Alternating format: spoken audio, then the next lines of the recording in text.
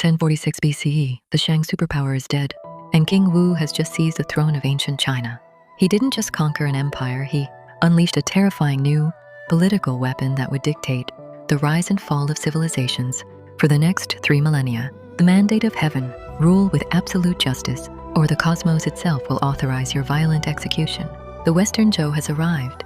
For the first century, the system is an absolute masterpiece of political engineering. When King Wu dies shortly after his conquest, his brother, the legendary Duke of Zhou, steps in as regent, ruthlessly crushing massive regional rebellions and cementing the empire's foundations.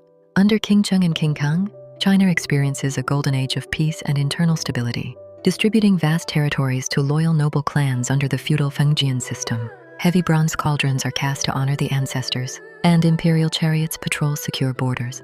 But stability breeds complacency, and imperial overreach eventually catches up to the dynasty. By 979 BCE, King Zhou marches an elite military force deep into the south to subdue the defiant Kingdom of Chu. It ends in unmitigated disaster.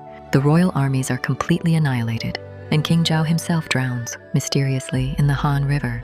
The myth of Zhou invincibility is shattered. In the shadows of the royal court, the first lethal cracks have formed. As the decades roll by, the central authority begins to bleed power. King Mu attempts to restore imperial glory with hyper-expensive, legendary military campaigns to the far western frontiers, draining the royal treasury to its absolute limits. Then, look closely at the timeline. The faces literally vanish. Records become heavily fragmented, economic crises deepen, and fierce nomadic tribes from the north begin brutally battering the borders.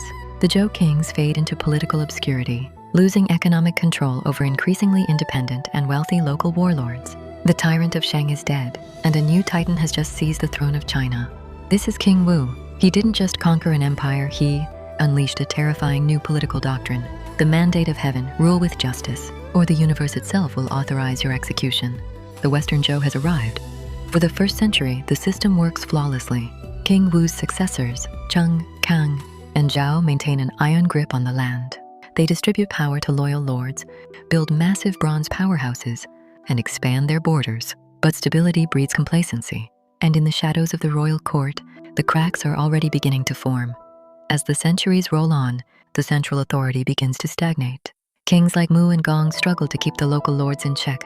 Look at the timeline. Records become fragmented.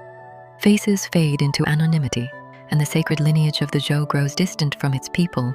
By the time King Li takes the throne, oppression and paranoia have pushed the population to their absolute limit. In 841 BCE, the pressure explodes. The people rebel, King Li is exiled, and China enters the Gonghe Regency, a decade without a king.